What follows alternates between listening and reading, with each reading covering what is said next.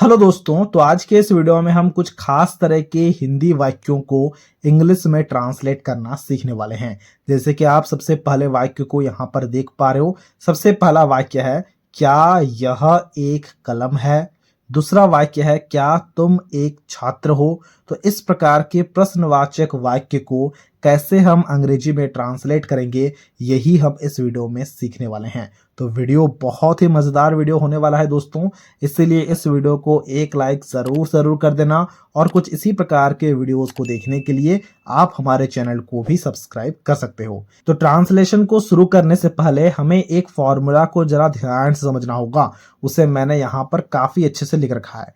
जब भी हमारे पास में कुछ इस तरह का प्रश्नवाचक वाक्य आ जाए तो सबसे पहले हम हेल्पिंग वर्ब को लिखेंगे। जो भी हेल्पिंग वर्ब होगा, चाहे इज हो, एम हो या फिर आर हो। उसके बाद हम सब्जेक्ट को लिखेंगे, चाहे वो ही दिया गया हो, आई दिया गया हो, यू दिया गया हो, जो भी दिया गया हो।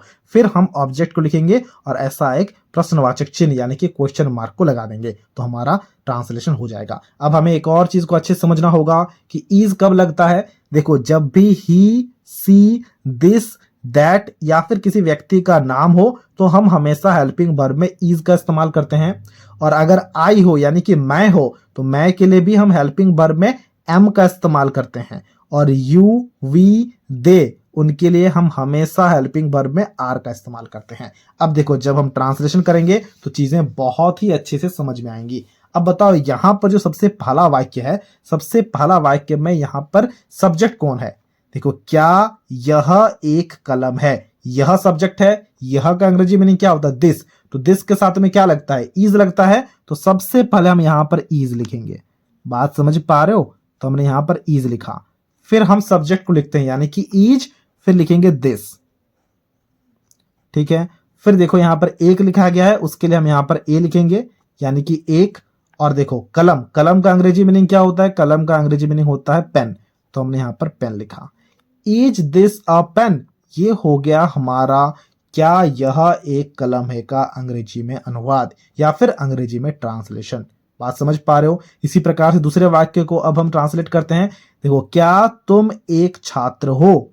सबसे पहले बताओ, सब्जेक्ट कौन है, सब्जेक्ट तुम है। तुम यानी कि इसका अंग्रेजी मीनिंग होता है यू। यू के साथ में क्या लगता है, हेल्पिंग वर्ब। अभी अभी मैंने आपसे कहा कि यू के साथ में हमेशा आर लगेगा। तो यहां पर सबसे पहले हम क्या लिखेंगे ना, सबसे पहले हम यहां पर लिखेंगे आर। बात समझ पा रहे हो? तो हमने यहां पर लिखा आर। फिर हम क्या लिखेंगे ना, सब्जेक्ट को लिखेंगे। तो हमने लिखा यहां पर यू।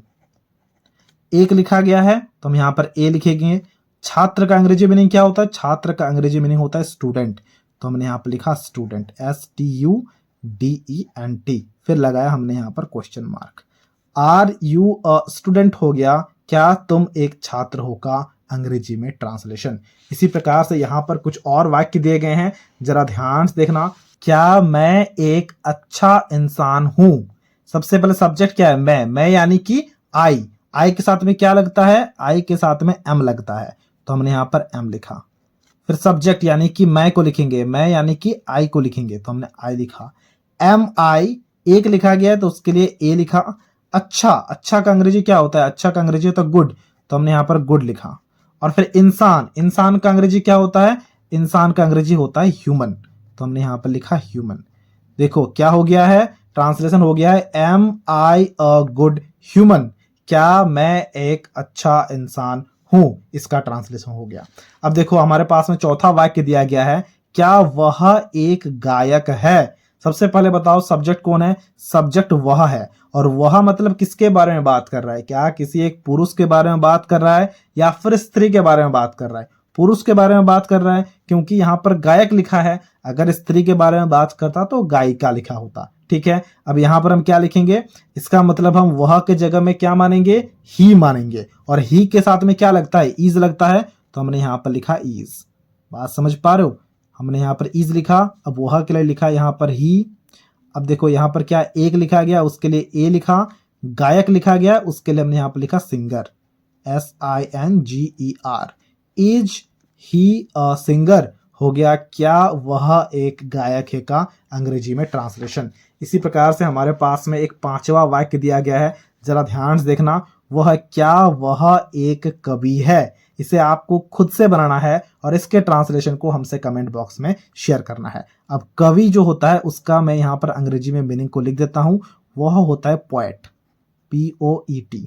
ठीक है, इसे आपको खुद से बनाना है और कमेंट बॉक्स में इसके ट्रांसलेशन को जरूर से जरूर शेयर करना है। तो ये था आज का वीडियो, जहां हमने कुछ प्रश्नवाचक वाक्यों को अंग्रेजी में अनुवाद करना सीख लिया है। अगर आपको ये वीडियो अच्छा लगा है तो इस वीडियो को एक लाइक जरूर कर देना और कुछ इसी प्रकार के वीडियोस को देखने के लिए आप हमारे चैनल को भी सब्सक्राइब कर सकते हो।